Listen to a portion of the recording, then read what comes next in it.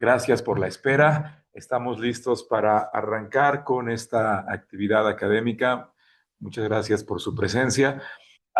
Y bueno, pues el día de hoy tenemos una mesa de análisis que tratará sobre el tema de justicia y derechos políticos como parte de esta serie de conferencias que abordan la calidad de la democracia en los gobiernos de la autodenominada Cuarta Transformación, que organiza el doctor Antonio Faustino y que, bueno, en esta ocasión nos honra con su presencia el doctor Arturo Barraza. En un momento más leeré su semblanza. Y estamos en espera también de la doctora Sandra Timal, que como ustedes vieron en el cartel, pues es una académica de la Universidad de Tlaxcala y viene en camino. Bueno, bienvenidos de nuevo a todos y todas. A nombre de la maestra Nora Goris Mayans, directora de la facultad, de la secretaria general, doctora Erika Arias, por supuesto, de nuestro coordinador de estudios de posgrado, el doctor David Morales, y del mío propio, Juan Manuel Barrera. Muchas gracias por su asistencia. Bueno, el día de hoy, como les mencionaba, tendremos esta mesa sobre los derechos políticos. ¿Qué son los derechos políticos? ¿En qué situación se encuentran en la actualidad? Recordemos un poco, para dar un contexto, cuáles son esos derechos políticos más comunes. Pues entre ellos está, por ejemplo, votar, ¿no? Muchos de estos derechos nos parecen que están ya dados por sentado, pero es un poco como cuando abrimos la llave del agua y de repente no cae ninguna gota, es cuando nos percatamos de su importancia y de que es un hecho crucial para nuestra vida cotidiana. Entonces, por ejemplo, ¿cuál es el estado que guarda nuestro derecho al voto, pero también a poder ser votados, a ser elegibles? También nuestro derecho político de asociación y de reunión, también nuestro derecho de petición y, en general, los derechos que tenemos de participación ciudadana, entre otros temas. Entonces, en estos asuntos son los que vamos a escuchar a nuestros interesantes ponentes y comenzaremos con el doctor Arturo Barraza, de quien me voy a permitir leer su semblanza y después le daré el uso de la palabra hasta por 30 minutos. El doctor Arturo Barraza es licenciado en Derecho y doctor en Derecho por la Universidad Nacional Autónoma de México, donde también obtuvo la maestría en Derecho. Además, cuenta con una maestría en Docencia Jurídica por la Universidad La Salle. Ha desarrollado una amplia trayectoria en el ámbito electoral y jurídico en México. Se desempeñó como magistrado en la primera circunscripción plurinominal del Tribunal Electoral del Poder Judicial de la Federación, con sede en Guadalajara, de 1996 a 2005. Asimismo, ha sido consejero propietario del Instituto Federal Electoral en el entonces Distrito Federal. En el ámbito académico, ha sido profesor de asignatura en la Facultad de Derecho de la Universidad y en la Universidad Panamericana, así como colaborador en diversas instituciones de educación superior. Ha impartido conferencias, cursos y talleres en distintas entidades de la República Mexicana, abordando temas como derechos humanos en México, derechos político-electorales, sistemas de medios de impugnación en materia electoral, judicialización de la política, gobierno y proceso político en México, así como metodología de la investigación jurídica. Es autor de diversas publicaciones en materia de derecho electoral, las cuales han estado enfocadas en los derechos político-electorales y la jurisprudencia electoral en México.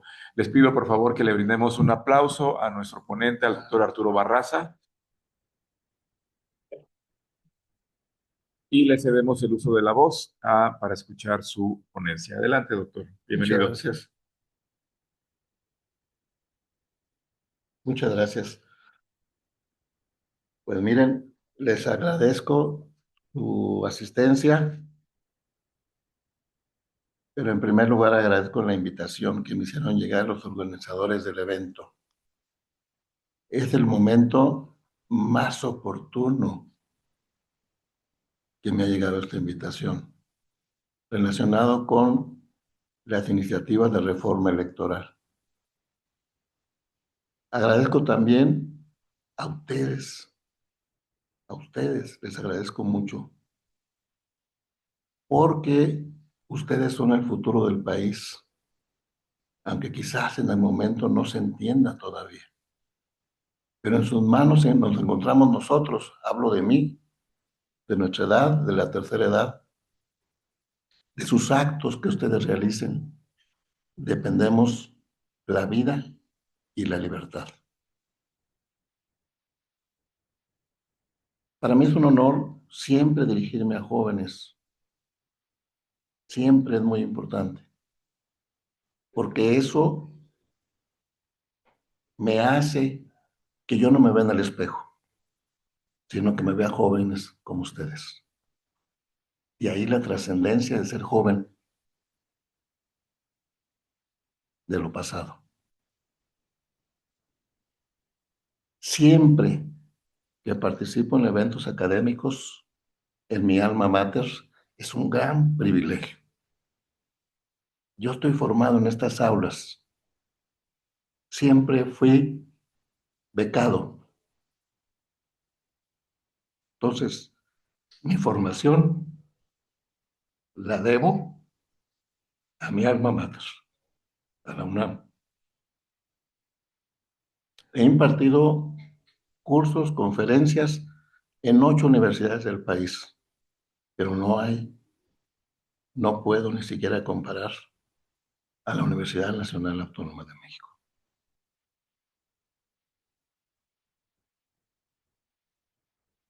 La política y el derecho, como se denomina esta mesa, justicia y política, la política y el derecho siempre los acompañarán durante su existencia. Hablo de épocas prehistóricas, cuando el hombre se volvió sedentario, surge la política para beneficio. Surge la política como medio único para convivir. Y con la convivencia surgieron los primeros conflictos. Y el hombre, con ese raciocinio que posee de manera natural, tuvo que organizar cómo resolver esos conflictos. Y así, por usos y costumbres, surge el derecho. Por lo tanto, hay una vinculación estrecha entre la política y el derecho. A tal grado que en la actualidad hablamos a veces, sin conocer su significado, de Estado de Derecho. En mi experiencia profesional, tengo también experiencia de vida. Tengo experiencia en la docencia. Tengo experiencia en la investigación. La primera pregunta que me asaltó para preparar esta charla con ustedes fue de todo lo que he vivido, de todas las experiencias que he tenido. ¿Qué puede interesarles?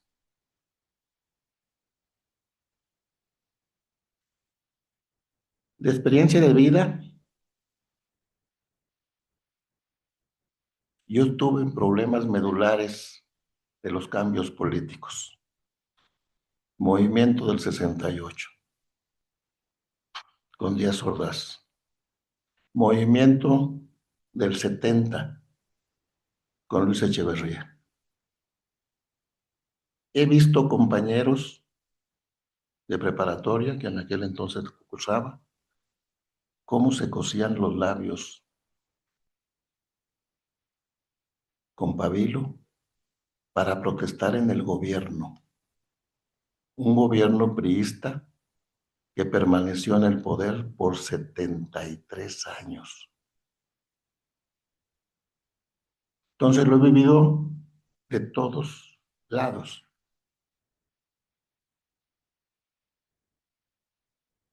He tenido compañeros en preparatoria que han muerto en Guerrero, con Lucio Cabañas, con Genaro Vázquez.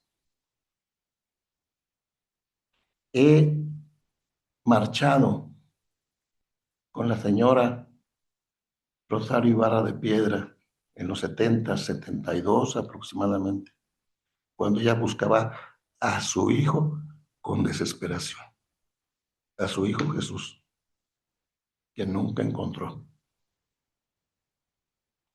Por lo tanto, yo les hablo de etapas violentas, de etapas muy difíciles. Cuando tuve el privilegio de que me nombraran magistrado, viví otras experiencias jurisdiccionales, que puedo contarles muchas anécdotas.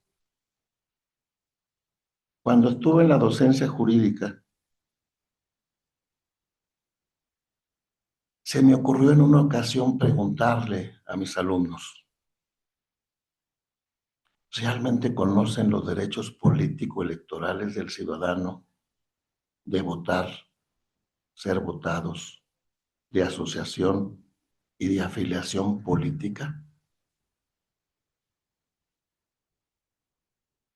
No hubo uno que me contestara.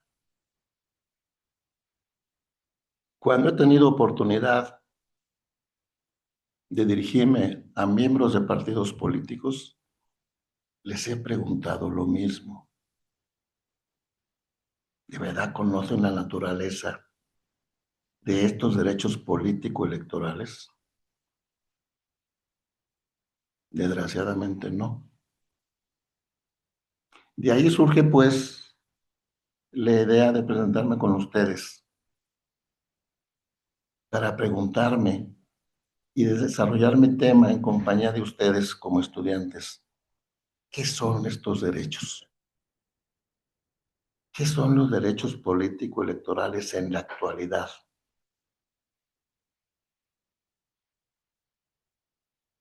Cuando hablo de la actualidad, hablo del nuevo paradigma constitucional.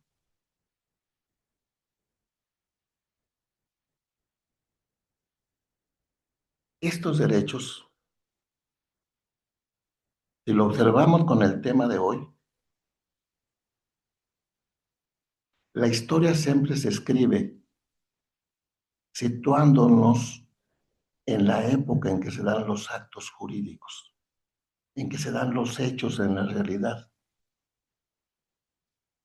No puedo hablarles en este momento de las inconveniencias o conveniencias del Código de Hammurabi, 2000 años antes de Cristo, sin antes no situarme en esa época, en esa etapa.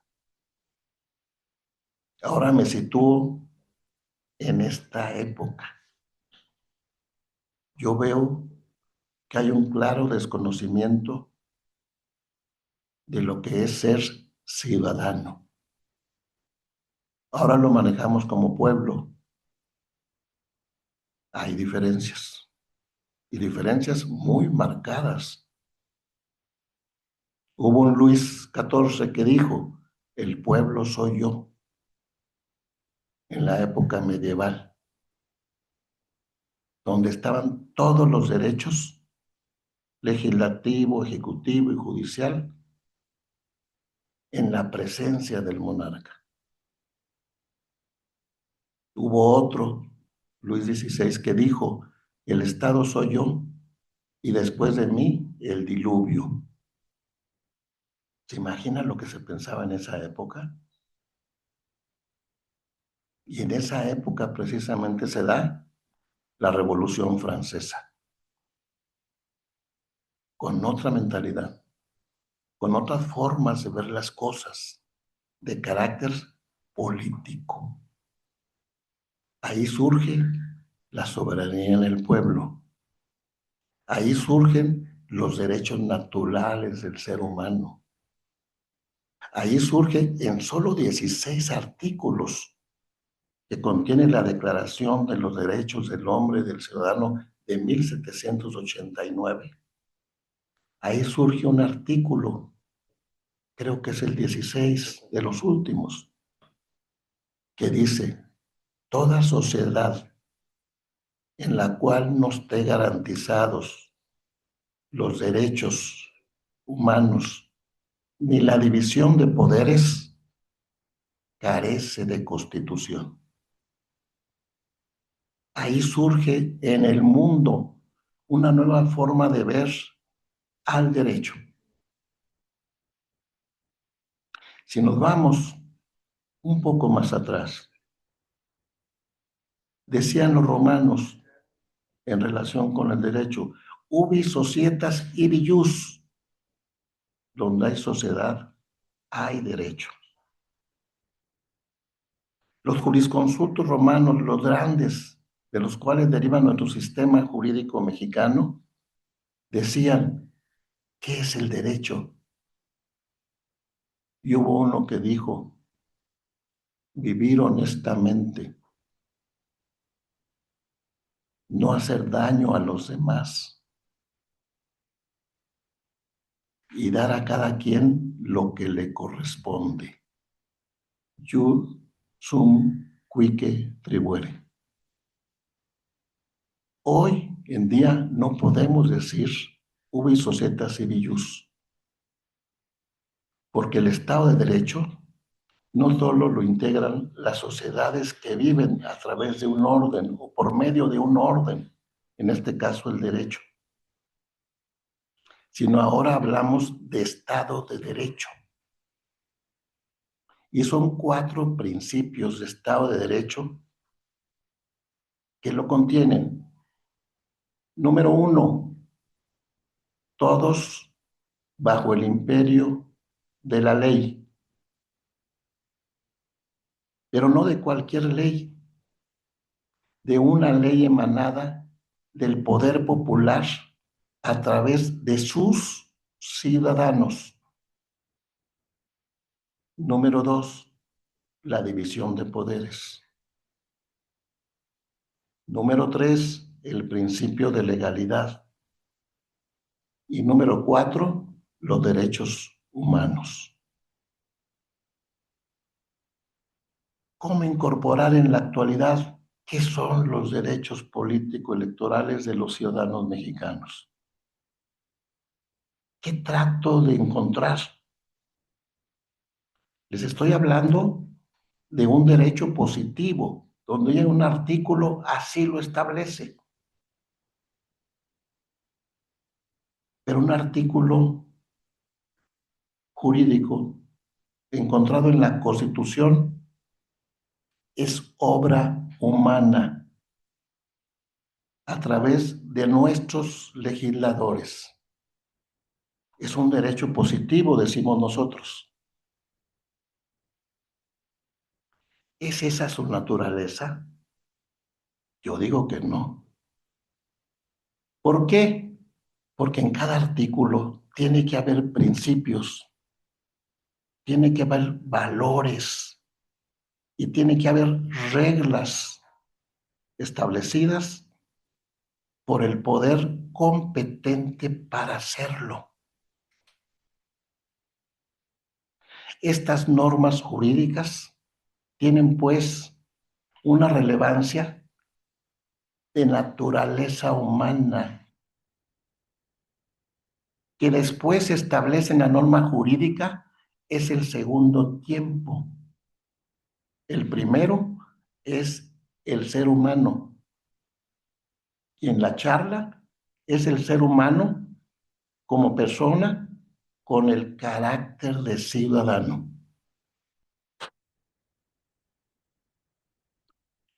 Esta charla me encantó preguntarme, ¿y qué son esos derechos?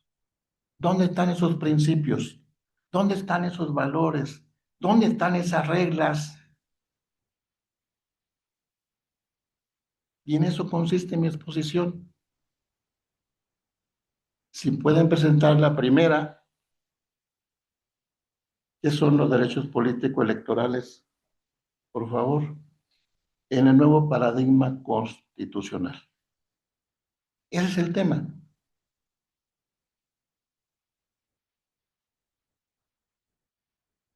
Esta es la importancia.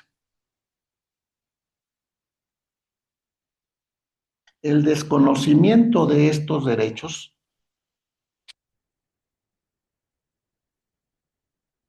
El desconocimiento de estos derechos político-electorales atentan con el Estado de Derecho y ponen en peligro la paz social.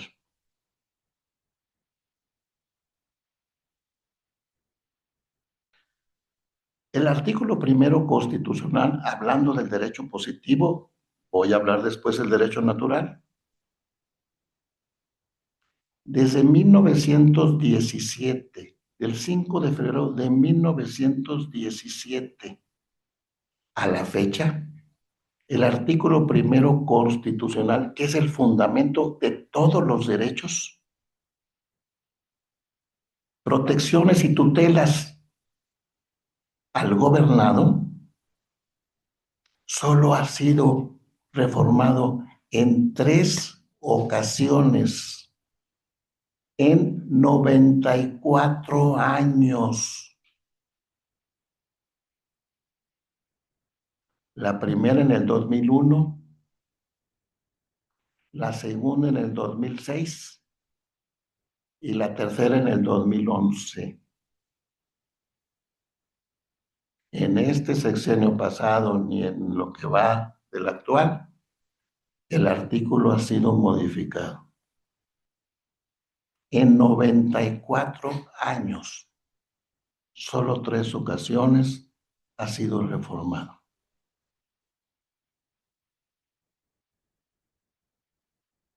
En este tiempo del 97, de 1917 a la fecha, solo hay 2 excepciones memorables. No digo el establecimiento,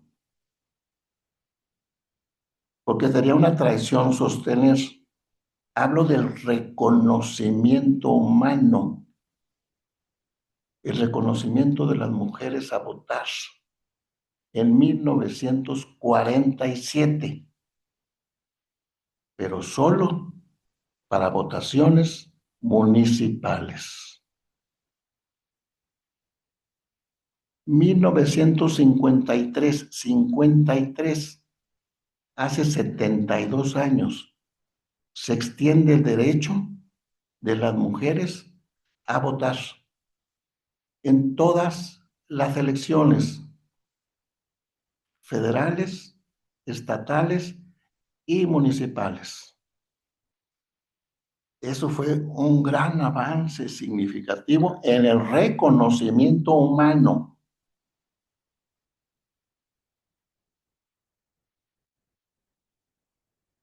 En estos 73 años del partido del PRI, todos queríamos un cambio. Yo era joven como ustedes. Y el cambio nos los trajo la izquierda. Para mí han sido los cambios más excelsos que he visto en derechos político-electorales. En 1996, se modificaron 18 artículos de la Constitución General de la República para dar paso a un nuevo sistema político. ¿Saben a quién se los debemos? A la izquierda. ¿Qué encontré yo en esos artículos?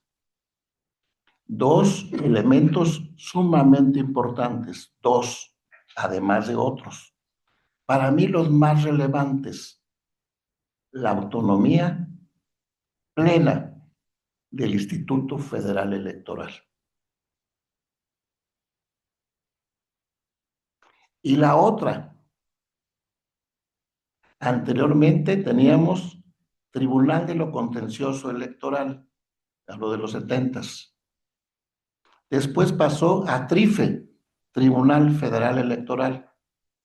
Con esta reforma del 22 de agosto de 1996, el tribunal que era de legalidad, para asuntos solo de legalidad, pasó a ser de constitucionalidad.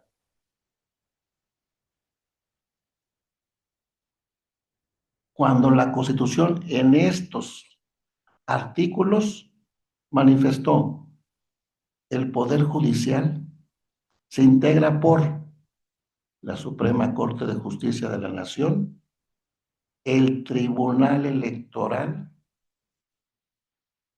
en segundo lugar. ¿Qué significa esto? Que los derechos no solo iban a estar protegidos en los medios de impugnación de legalidad, sino que ahora pasa al máximo ordenamiento legal, es decir, a la Constitución como derechos fundamentales. Y encontrarán ustedes un artículo 99 que dice: en materia electoral, el tribunal será la máxima autoridad para resolver conflictos electorales. Esta parte trajo un gran cambio. Primero, el nombramiento de magistrados ya no lo hicieron las cámaras directamente. Tuvimos que someternos a exámenes por parte de la Suprema Corte de Justicia de la Nación a quienes teníamos aspiraciones a ser magistrados. Ahí tengo historias muy interesantes. Yo no quería participar, porque en política todo es subjetivo para mí en aquel entonces. Y el presidente del tribunal, como yo había participado en análisis de los artículos antes de la reforma, me llamó por teléfono y me dijo: oiga, hay una convocatoria y no veo su nombre. Digo: no, es que no tengo interés en participar. Dijo: pues han de hacer una invitación, ahora es una orden. No les miento, quizás fue el último que llevó la documentación. Yo no nací en el Distrito Federal, nací en Durango. Y entonces pues hay que bajarle el cuadro del título, ya se han de imaginar. Y el último día, a las 3 de la tarde, yo estaba presentando mis documentos. De ahí llegó una serie de exámenes de todos los participantes y finalmente la Suprema Corte de Justicia de la Nación de aquel entonces envió 66 nombres de más de 600 aspirantes, 66 que eran ternas para que el Senado designara de 66 a 22. Y me tocó a mí en Guadalajara. Ya no es lo mismo, pues, que por política se nombrara a los magistrados. 15 de regionales y 7 de la sala superior.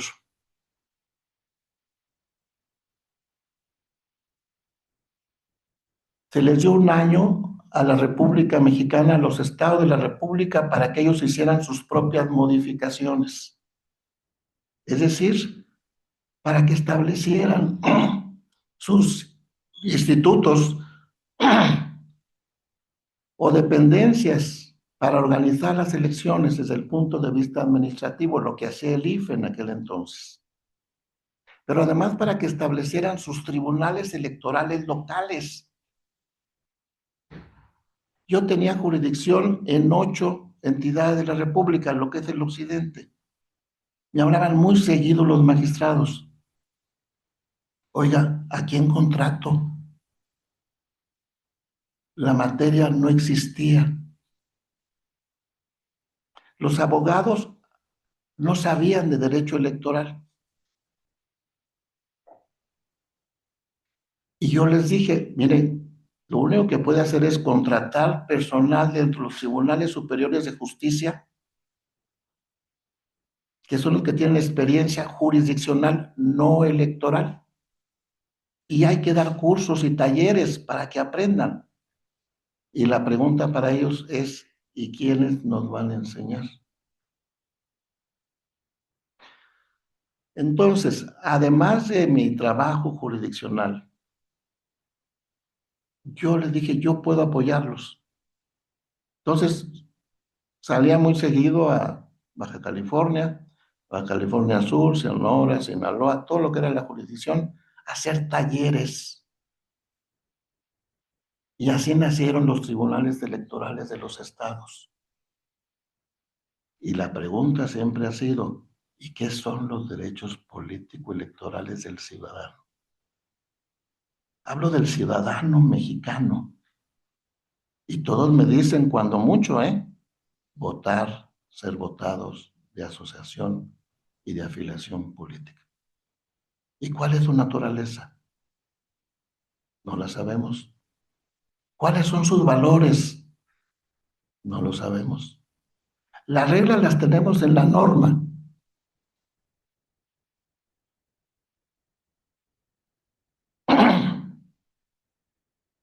Pero la naturaleza, ¿dónde la tenemos? Cuando veo yo los proyectos de reforma electoral, veo una lucha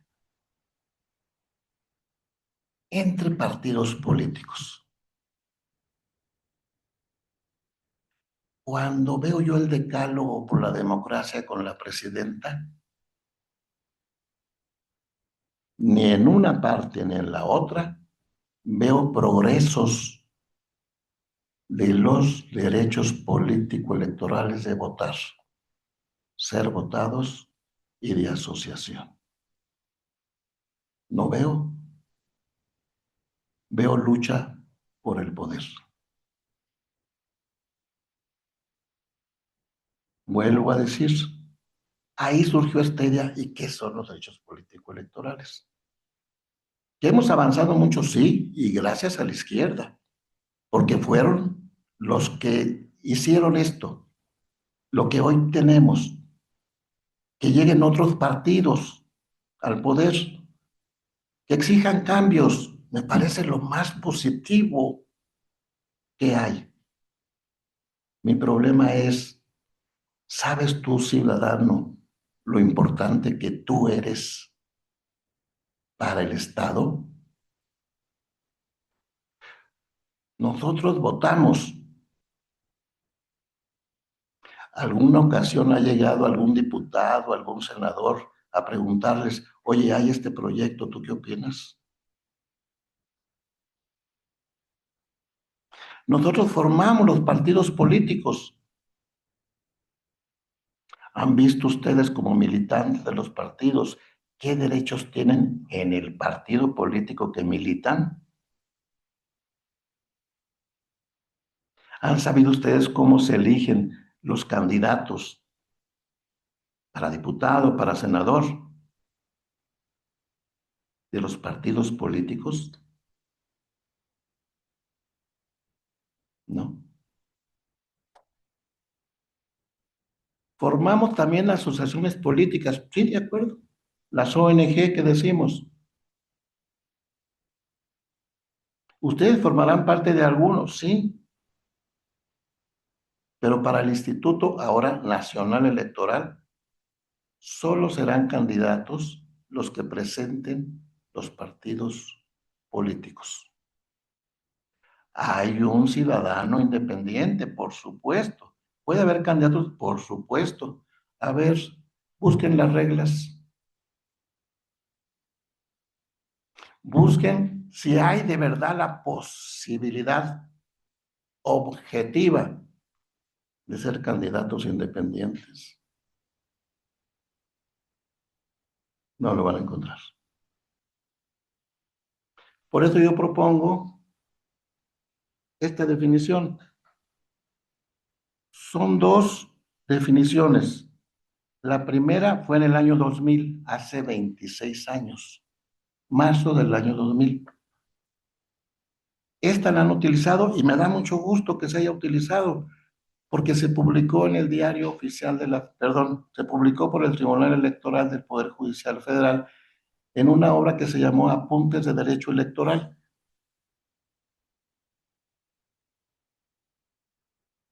Esta es la que yo estoy proponiendo ahora.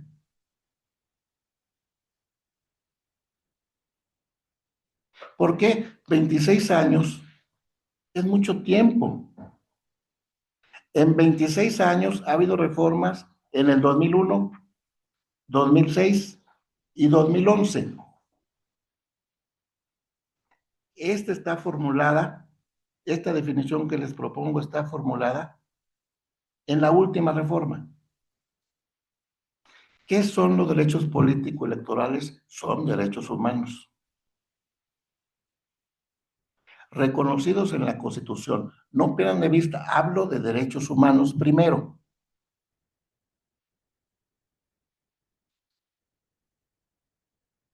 Hablo de derechos que con independencia del Estado, con independencia de la forma de gobierno, estos derechos los tenemos porque son parte de nuestra naturaleza. No hablo todavía de derecho positivo, hablo de derecho humano como derecho natural. ¿A qué tengo derecho? El primero, a la vida, al desarrollo de mi existencia, a buscar objetivos que todos nos proponemos. Ustedes los tienen, por algo están aquí. Hay objetivos a corto, mediano y largo plazo durante el tiempo de nuestra vida. Ese es un derecho natural. Con el derecho natural, si ustedes ven una definición cualquiera, ¿qué es el derecho? Van a encontrar, es un conjunto de normas sistematizadas racionalmente.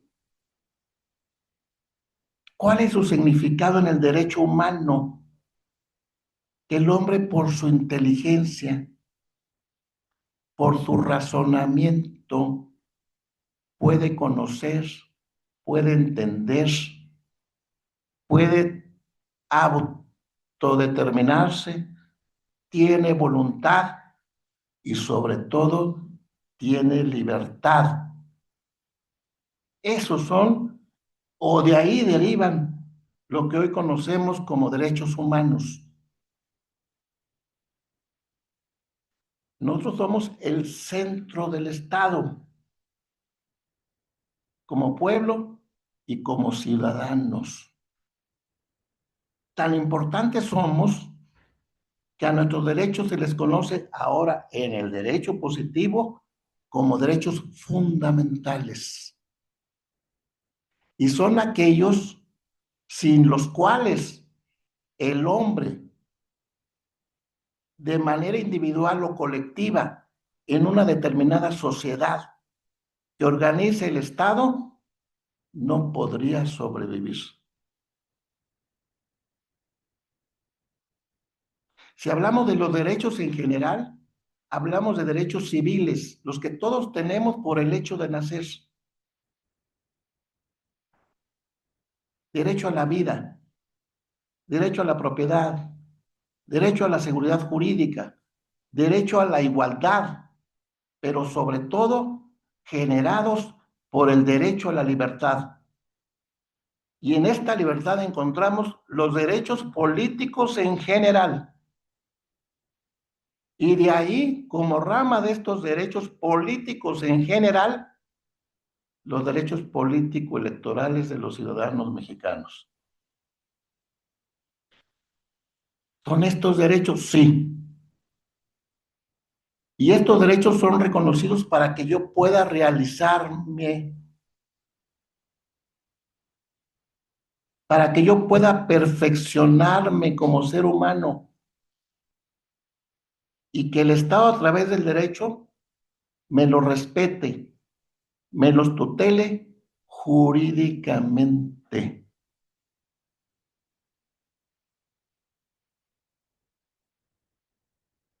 ¿Y de dónde surgen estos derechos? Estos derechos tienen principios rectores: la dignidad humana, la soberanía, la democracia, el régimen representativo, para configurar los órganos del Estado, los poderes del Estado, poder legislativo, poder ejecutivo y poder judicial. Yo hablo de mis derechos que sean reconocidos racionalmente por las autoridades competentes para legislar. Poder constituyente, hacedor de la Constitución. Poder constituyente permanente, la actualización de la norma jurídica superior, fundamental. El poder legislativo, depositado en el Congreso de la Unión, Cámara de Diputados y Cámara de Senadores. Y aquí me detengo un poquito. ¿Saben ustedes que jurídicamente la Cámara de Diputados reconoce, la Cámara de Diputados representa a la población y la Cámara de Senadores representa a los estados de la República en un sistema federal? Cuando yo veo la reforma, el proyecto de reforma, y en alguna ocasión veo los diálogos, la discusión de la iniciativa, ¿de verdad me representa la Cámara de Diputados? Y luego que representan a los partidos políticos. Cuando veo a los senadores, 128 senadores, Cámara de Diputados, 500, ¿sabrán que representan a los estados? Yo en la iniciativa lo único que veo es la lucha por el poder. Hablan de fracciones parlamentarias, hablan de partidos políticos que tienen la aplanadora. Puede ser que sí, no lo dudo.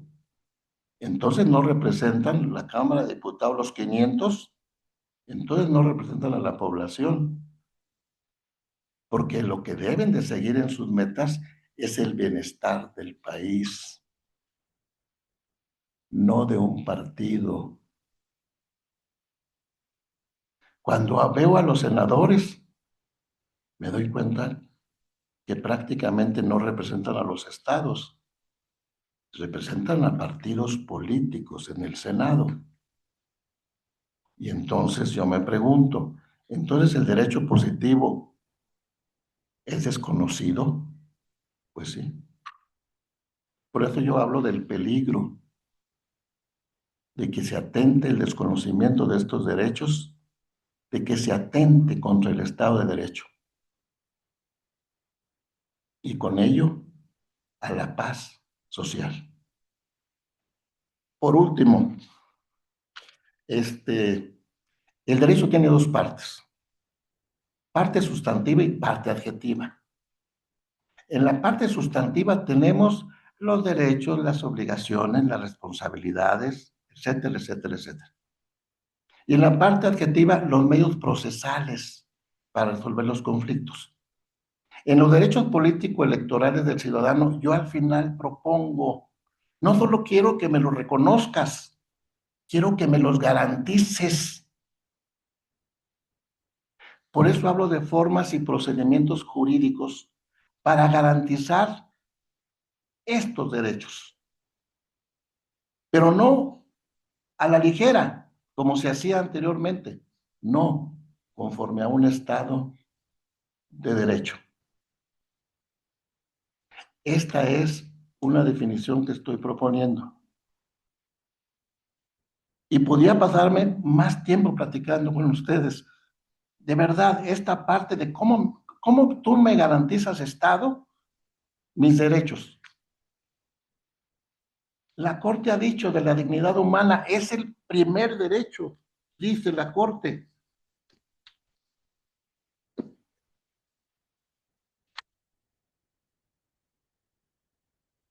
Dice la Suprema Corte, con fecha 2009, Hay una jurisprudencia de la Corte que dice dignidad humana.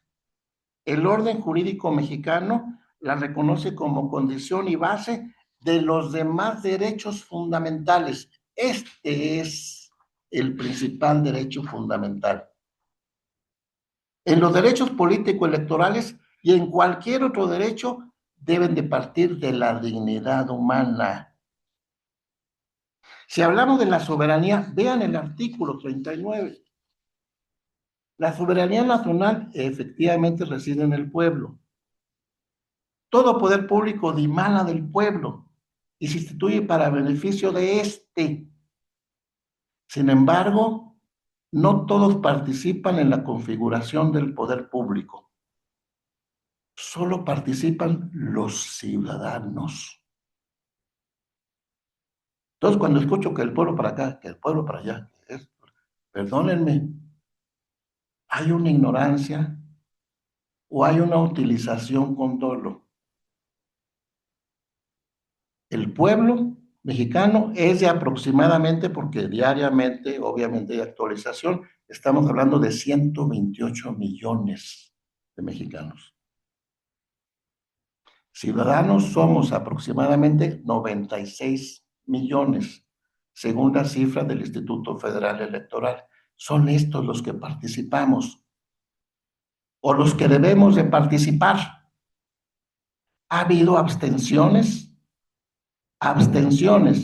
del 60%. Y cuando yo he preguntado, oiga, ¿por qué no vota? Vote por cualquiera, pero vote. No conozco mis derechos político-electorales del ciudadano. Este es el motivo de mi participación.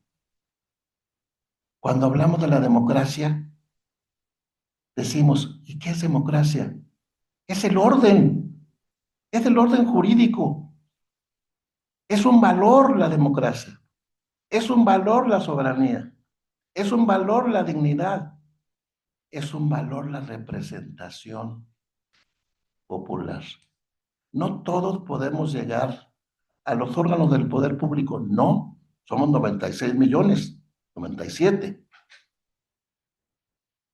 Hay que votar por quienes nos representan. Una parte muy importante de los griegos es sus filósofos, Aristóteles y los demás, que dijeron, el derecho es obra humana, no es obra teológica.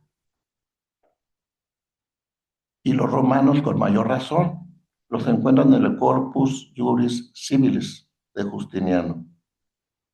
Si hablamos de Grecia, ahí tenemos los principios de la palabra democracia. Ahí tenemos la palabra ciudadano. Ahí tenemos la palabra polis, ciudad. Entre los romanos tenemos el civitas. Los derechos de nosotros, en este caso de derecho público, no son de derechos privados. Somos de derecho público porque somos los que configuramos los poderes públicos del Estado. Única forma de garantizar el orden a través del derecho con tres finalidades: seguridad, justicia y bien común. Muchas gracias.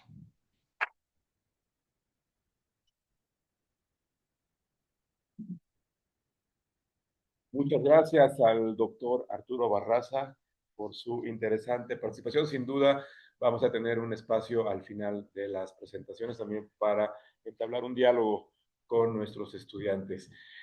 Ahora, bueno, damos la bienvenida también a la doctora Sandra Timal, que se integra a esta mesa, y también quien nos va a presentar su disertación respecto al tema de justicia y derechos políticos. Le damos el uso de la voz.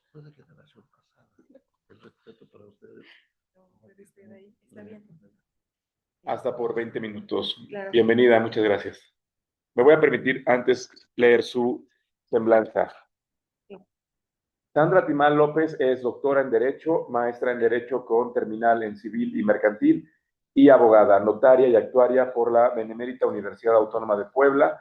Su tesis de doctorado fue La función de los archivos en la transparencia y rendición de cuentas, el caso de estudio de Puebla, la cual fue reconocida con la mención cum laude. Actualmente es encargada de despacho de la Dirección de Archivos del Instituto Electoral del Estado en Puebla. Es miembro del Sistema Nacional de Investigadores e Investigadoras, nivel candidata en el CONACYT, actualmente es en la CECITI, y es profesora de tiempo parcial en la Universidad Autónoma de Tlaxcala. Fue reconocida con ensayo sobresaliente en el 8º Concurso Nacional de Ensayo en Materia de Justicia Electoral, Justicia Abierta, Transparencia, Acceso a la Información, Protección de Datos Personales y Archivos en el año 2021. Ha presentado ponencias en México, España, Chile, Guatemala, Colombia, Cuba, Colombia y ahora en la FES Acatlán. Muchas gracias por aceptar la invitación. Bienvenida y la escuchamos, doctora Timal. Muchas gracias. De inicio, una disculpa por la demora. De pronto el tráfico nos jugó ahí un poco mal. Pero muchas gracias por la invitación, doctor David Morales y doctor Antonio Faustino, por la posibilidad de estar aquí con los compañeros en la FES Acatlán. El día de hoy voy a presentar una presentación que está justamente enfocada a las características de la democracia en el sexenio de Andrés Manuel López Obrador. Esto en el sentido de que nuestra mesa está justamente ubicada en cómo es que podemos ver la calidad de la democracia en este espacio de la Cuarta Transformación. Y en ese sentido, me gustaría partir del hecho de que, ¿qué es la calidad de la democracia? Ya nosotros hemos entendido justamente este término que nos han dado de la democracia, el poder del pueblo, para el pueblo. Y ahora, cuando lo enfocamos hacia la calidad, si me ayudas con la siguiente, por favor. Gracias. Esto es no poner en duda que vivimos en un país democrático, sino el hecho de saber qué tan buena o qué tan mala es la democracia justamente dentro de un país. Y bueno, hablaremos del caso mexicano, por supuesto, porque ahí está enfocado el tema de esta mesa. Pero aquí el punto es cómo podemos medir esto, ¿no? Seguramente ustedes han escuchado esta figura del latinobarómetro de la democracia, que cuáles son los países que están mejor o peor calificados, a dónde se anda ubicando México, pero específicamente es qué hay con estos mecanismos. Una de las labores que yo desempeño, pues es justamente dentro de una institución electoral, un organismo público local electoral. Nosotros sabemos que algo que pasa con toda institución electoral, sea esta local o nacional, pues es que tiene que incentivar la participación ciudadana. Y algo que siempre nos pasa cuando ocurre una jornada electoral es que tenemos que ver cuánta participación existió. Y la mayoría de las ocasiones oscilamos en el 60%. Poco más, poco menos, hemos llegado a 64 en los casos muy exitosos, pero a veces venimos por debajo, muy debajo, ¿no? El caso que nos sucedió, por ejemplo, con la votación de los integrantes del Poder Judicial. Ahí estábamos en un 14%, algo que no se había visto en la historia justamente, pero que además gran parte de ese porcentaje hablaba justo de una cuestión clara de abstencionismo, pero además de la muestra de inconformidad. Entonces, ¿qué es lo que quiero rescatar con esta idea? Pues que a las instituciones electorales se les cuestiona qué tanto hacen bien su trabajo, porque cuando llegamos a estos números, a los datos duros, pues pareciera que siempre nos mantenemos en el mismo punto, ¿no? Y entonces es ¿por qué no subes ese porcentaje de participación y siempre quedamos ahí? Bueno, en ese sentido va justamente esta calidad.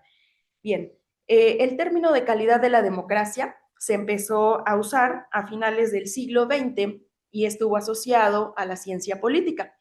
Aquí lo que importaba ya era saber cómo es que la democracia podía ser calificada como buena, como mala, y cuáles eran estos elementos circunstanciales que ayudaban a determinar eso. Porque como ustedes saben, estos términos pues pueden ser muy subjetivos, ¿no? ¿Con base en qué? desde la perspectiva de quién podemos calificar de esta forma, para saber qué tan bien o qué tan mal funciona la democracia dentro de un país. Es decir, también se mide este grado de satisfacción. Ahora, ¿qué parámetros se consideran para medir la calidad de la democracia? Tenemos varios elementos. Uno de ellos es la institucionalidad. Aquí estamos muy acostumbrados a que trabajamos bajo un parámetro de derecho, ¿no? El apego a la legalidad. ¿Qué se puede hacer? ¿Qué no se puede hacer? ¿Qué tenemos prohibido, permitido? Pero que juega un papel importante en esta institucionalidad la independencia que exista entre los poderes, ejecutivo, legislativo, judicial.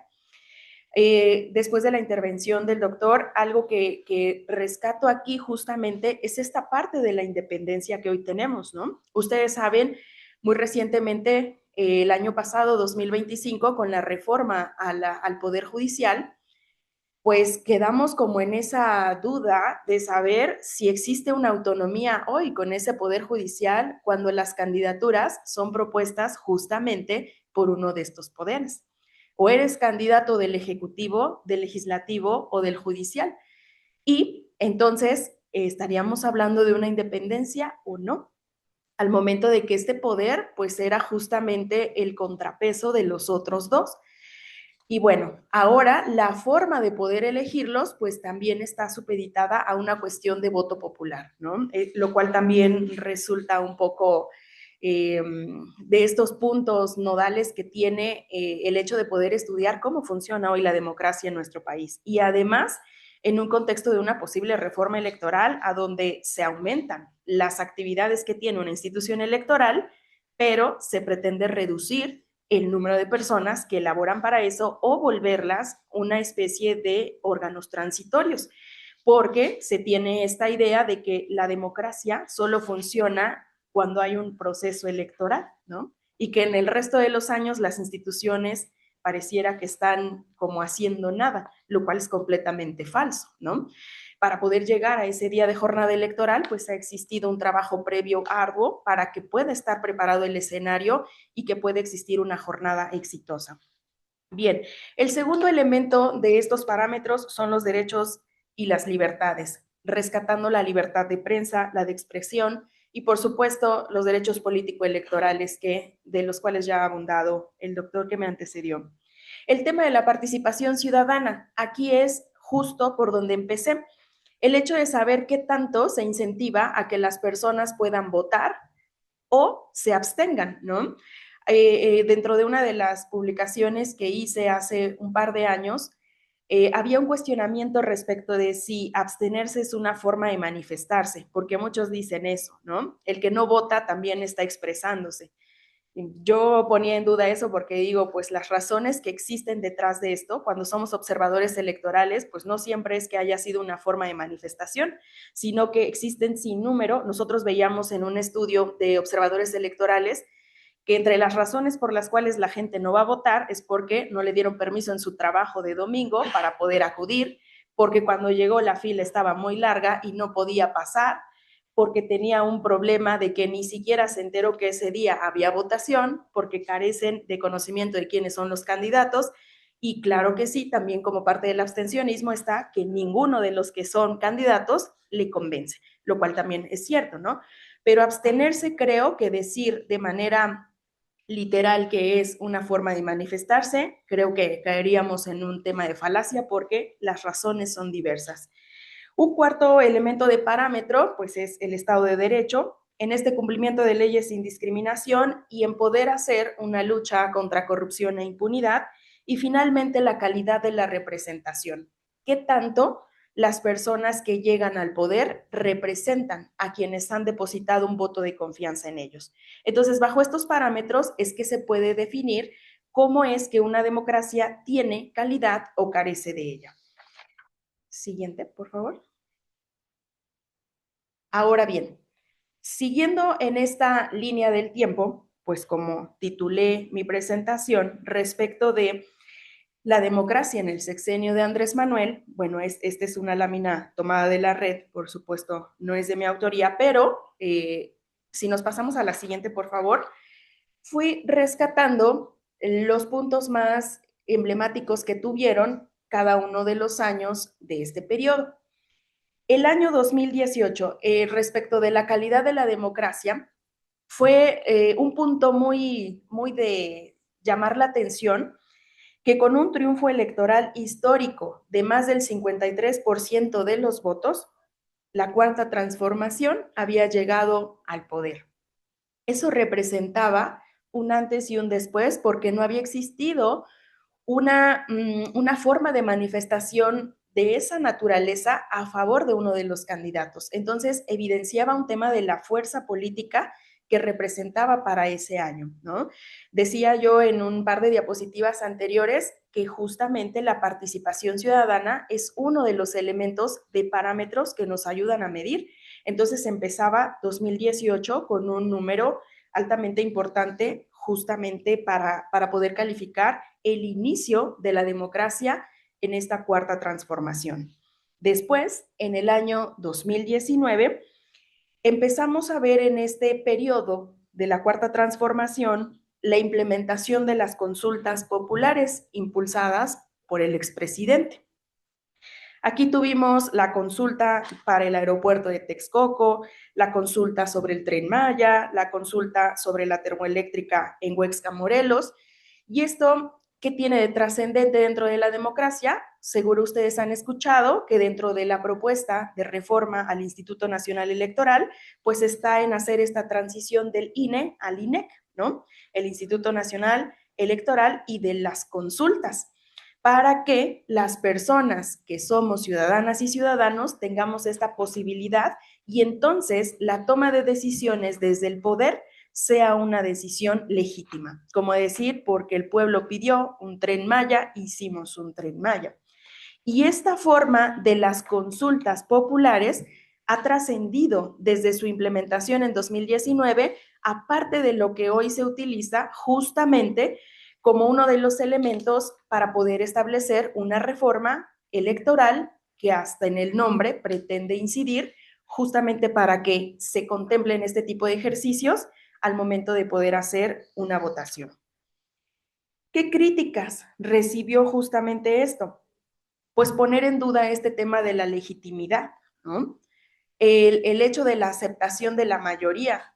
Cuando nosotros vemos los porcentajes de participación, hace rato les decía, casi siempre oscilamos en el 60% en el tema de la participación que las personas tienen dentro de un proceso electoral, pero estamos hablando del 60% de participación dentro de un proceso que es electoral, concurrente, ordinario, pero las consultas populares siempre se nos caen de ese porcentaje. O sea, casi hay que andar pidiéndole a las personas, oye, por favor, ve a votar, ¿no? Ni siquiera se enteran de eso, porque la forma de difusión tampoco tiene el alcance que cuando se tiene la elección de una candidatura.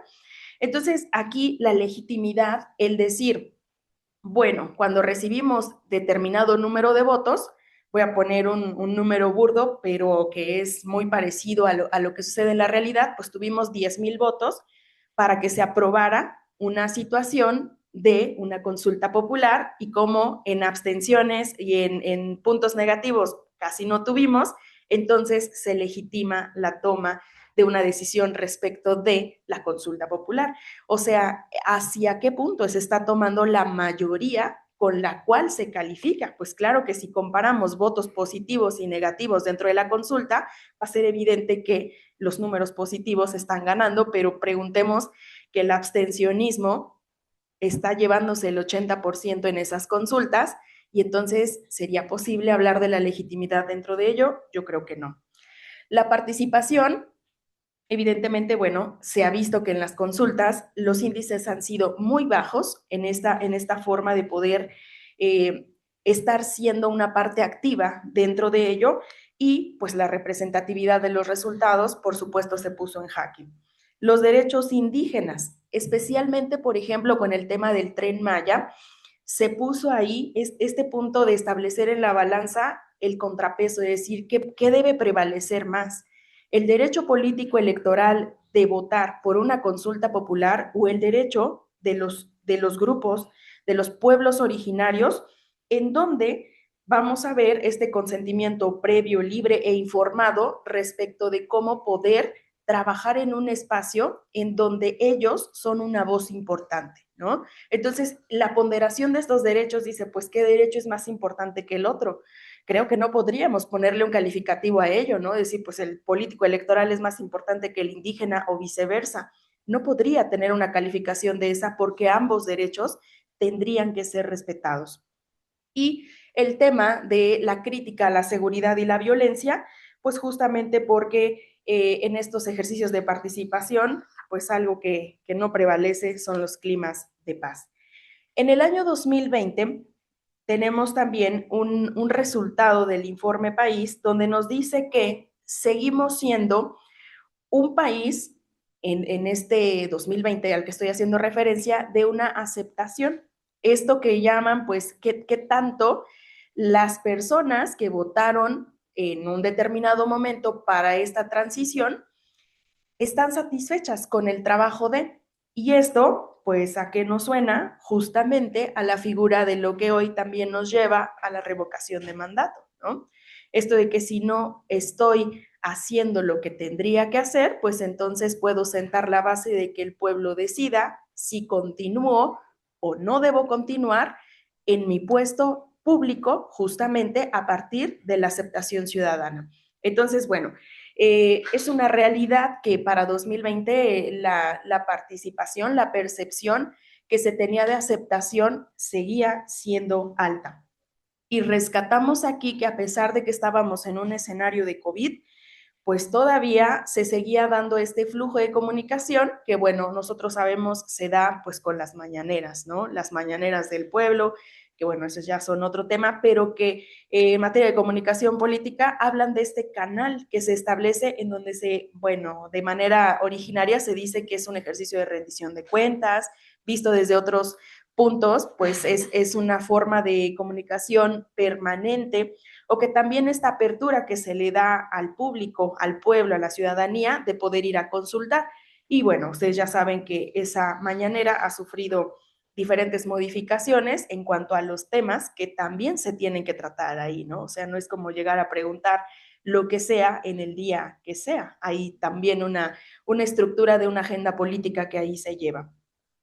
Para el año 2021 teníamos la característica de la elección de 500 diputados federales y aquí se renovaron 15 gubernaturas en todo el país.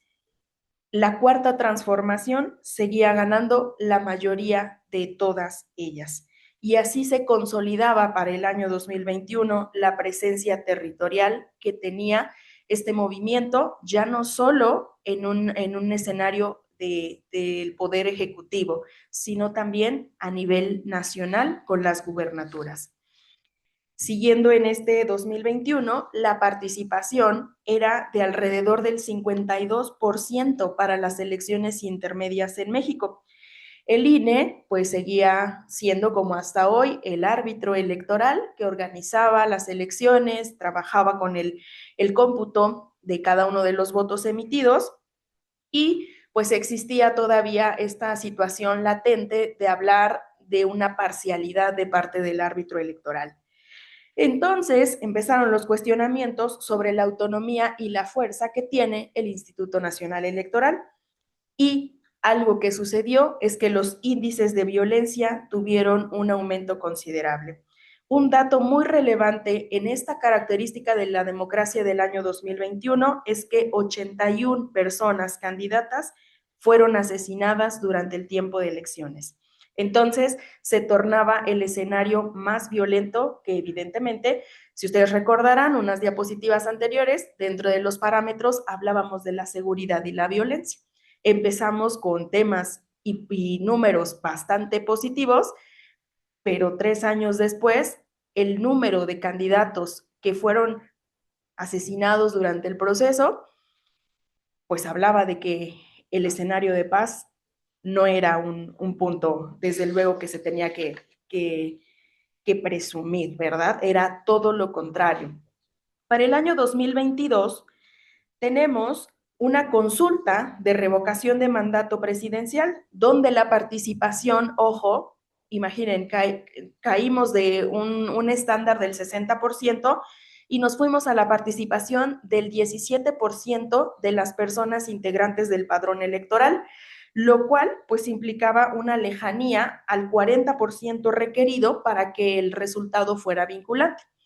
Entonces, establecido, o sea, ni siquiera habían establecido el 60% que traíamos de promedio, sino que se bajaron al 40% de participación de las personas integrantes del padrón electoral para que el resultado de esta consulta de revocación de mandato pudiera ser obligatoria. No llegamos, pero ni a la mitad. Con ese 17%, evidentemente, el resultado pues fue no vinculante, es decir, no obligatorio. ¿Qué sucedió? Pues entonces empezó esta crítica, esta forma de decir, pues si la gente no participa es porque las instituciones electorales no incentivan la participación, ¿no? Es decir, como culpar a una institución electoral de que si la gente no vota, pues es porque alguien más no se encarga de difundir ese trabajo, lo cual, bueno, es cuestionable en mi opinión. De manera posterior, 2023, se dio esta forma abierta de confrontación institucional y empezamos a trabajar con la propuesta del plan B, ¿no? Ya las formas de hacer señalamientos al instituto implicaban esta propuesta que hablaba de una necesaria reforma electoral, vista desde, evidentemente, la cuarta transformación. Aquí se estaban proponiendo cambios que reducían la estructura y el presupuesto del INE. Mucho se ha dicho, seguro ustedes han escuchado, yo creo que es uno de los mitos de la democracia mexicana, que la democracia mexicana es la más cara del mundo. Cuando vemos en una gráfica de pastel cuál es el porcentaje que está destinado para el INE, no se compara con el presupuesto que tienen otros rubros en nuestro país. Pero se dice mucho esto, ¿no? Y que aparte de todo, cuando se gasta tanto para la democracia mexicana, se dice lo peor del caso es que la gente no vota. Y pareciera que el esfuerzo que se hace no rinde frutos. Entonces, la propuesta viene a esta reducción justamente de presupuesto y de estructura, que pues es una cadena consecuente de ello. Las reformas implicaban un debilitamiento para la organización de las elecciones libres y confiables. Y hubo una intervención de la Suprema Corte donde se consideraban incluso inconstitucionales algunas de las propuestas que estaban justamente aquí. ¿Por qué? Pues el recorte de inicio de algunos espacios de trabajo dentro del organigrama, pues justamente podrían considerarse violatorios incluso del derecho al trabajo de las personas que formaban parte de estas instituciones, algunas lo siguen haciendo, pero sí se vivía al interior del INE una crisis donde la gente prefería retirarse voluntariamente antes de que una reforma llegara a alcanzar y les resultara perjudicial en términos individuales, justamente laboralmente hablando. Para el año 2024, aquí se eligió presidente, el Congreso de la Unión y miles de cargos locales, y se convirtió en el proceso electoral más grande de la historia de México. Yo recuerdo que también nosotros desde las instituciones electorales a veces nos dicen que no nos creen esto, ¿no? De que es el más importante, el que tiene mayor participación, pero la realidad es que el padrón electoral sigue creciendo. Y entonces se espera justamente que las personas que tienen calidad de ciudadanos asistan a votar. Y el número de cargos también sigue aumentando. Y sigo en el mismo entendido. El caso de la reforma al Poder Judicial es un claro ejemplo de ello. El hecho de votar en estas boletas, valga la redundancia, a donde teníamos en algunos casos hasta más de 40 nombres para elegir a una persona juzgadora del Poder Judicial, pues era una tarea titánica que se tenía desde las instituciones electorales para la organización. Hubo algo, ya en un escenario un poco contrapuesto, la recuperación de algunos espacios de parte de la oposición respecto de los integrantes de la Cuarta Transformación, y entonces eso daba a nivel externo una forma de ver que sí existía una competencia, ¿no? Que no había una situación de simplemente ir por una misma línea en donde se seguía al mismo partido político que estaba en el Ejecutivo. Esta oposición, recuperando algunos escaños, pues ya nos hablaba de una competencia viva. Pero volvemos al punto de violencia. En la historia, en la línea del tiempo 2024, es el escenario más violento registrado. Decenas de candidatos que no pudieron llegar al término justamente ni siquiera del proceso de candidaturas por el escenario de violencia política. Algunas influencias del crimen organizado que también fueron parte justamente de estos elementos de saber el financiamiento que se tenía para algunas candidaturas. Y la organización de las elecciones que implicaba justamente pues un proceso de una suma de cargos que se tenían que definir en este proceso electoral. Seguimos, por favor. En esta característica de la democracia, México fue evaluado con 5.3 puntos, reflejando un retroceso de cómo habíamos empezado en 2018 a cómo terminamos en 2024. En una evaluación externa, México fue calificado con una caída de estos puntos en materia de libertades civiles y contrapesos. Académicos, organismos señalaron la militarización de la seguridad pública y la violencia democrática, la violencia electoral. Aquí se tenía ya la propuesta de un proceso electoral masivo, de la legitimidad popular, y se empezaba a gestar justo el tema de la reforma al Poder Judicial, ¿no? El hecho de decir todas las personas, abogados, abogadas, podrían justamente postularse, gracias, postularse a uno de los cargos del Poder Judicial para poder acceder a ser magistrado, ministro de la Corte, ¿no? Y entonces los requisitos pues parecían muy laxos, cartas de recomendación, ¿no? 5 cartas de recomendación. Y el número de personas que se postularon, pues evidentemente que superó las expectativas, tenían ya muchas personas ahí postuladas para ello, que al final del día, cuando se integraron los comités para su evaluación, pues estaban en un desabasto completo para poder entrevistar de manera directa a cada uno de los candidatos. Y bueno, sabemos que muchos de estos escenarios cayeron en candidatos únicos, incluso, ¿no?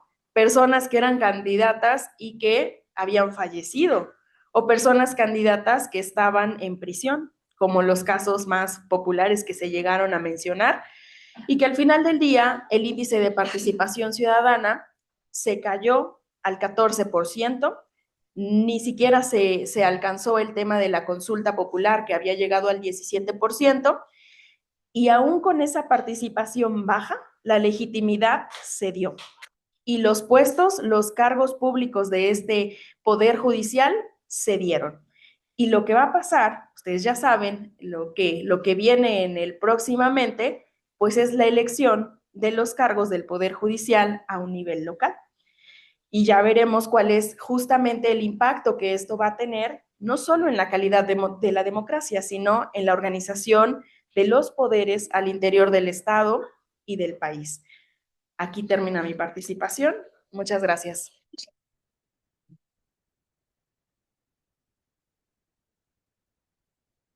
Muchas gracias a la doctora Sandra Timal López por esta ponencia que nos hace una reflexión respecto al estado justamente de la democracia en los últimos años en el sexenio de la administración anterior. Bueno, y por último, pero no menos importante, vamos a escuchar un mensaje del organizador de este seminario, de esta mesa de análisis, que es nuestro colega, el doctor Antonio Faustino, para...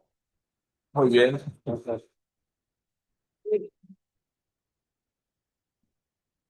No necesita presentación. Adelante, doctor. Gracias, qué amables jóvenes. Agradecerles de verdad que estén aquí. Agradezco desde luego al doctor David Morales, porque desde que estuvimos planteando este ciclo de mesas de análisis, pues siempre nos apoyó y siempre nos ha apoyado, y eso es de verdad muy valioso. Agradezco también a los integrantes de la mesa, a la doctora Sandra Timal, al doctor Arturo Barraza, a nuestro querido doctor Juan Manuel Barrera por la moderación.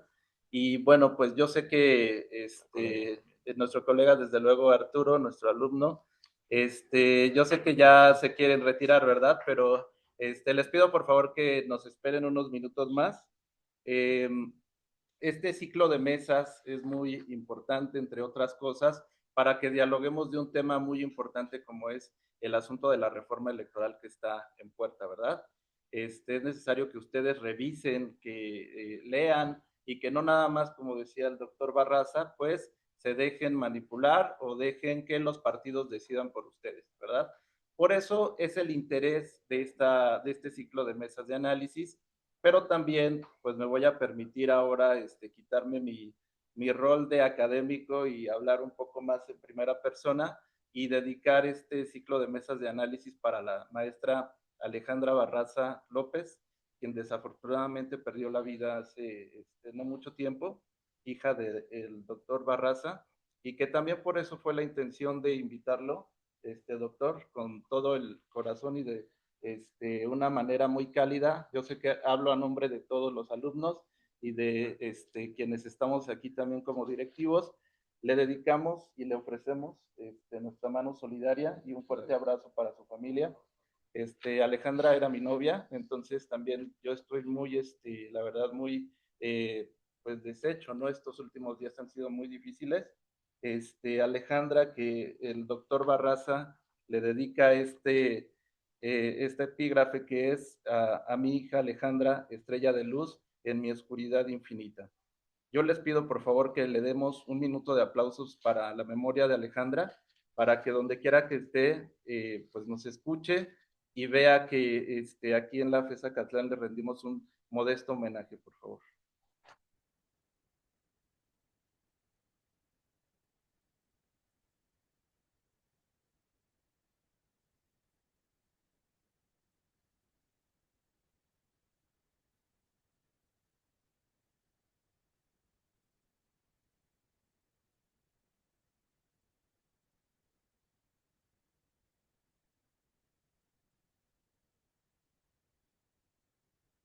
Bueno, pues agradezco nuevamente a ustedes, jóvenes, y les quiero también invitar a que vivan con pasión cada uno de los días, como lo hizo la maestra Alejandra, y que nos llevemos ese ejemplo de vida que fue quien se desempeñó como vocal del Registro Federal de Electores y quien siempre le apasionaron estos temas electorales. Entonces, yo creo que también para que ustedes puedan retirarse a sus actividades, vamos, si me permite, estimado doctor, a cerrar la mesa aquí y no sin antes pues recordarles que siguen más mesas, que regresando de vacaciones tendremos también este tipo de eventos pensados desde luego en que puedan aprovechar la experiencia, el conocimiento, la trayectoria, ¿no?, de tan importantes participantes. Tenemos obviamente invitados funcionarios, invitados académicos, miembros precisamente de este debate, de este proceso legislativo que se está llevando a cabo, que es la reforma electoral. Y bueno, pues les agradezco mucho y con esto cerramos, estimado doctor. Bueno, pues nos vemos pronto.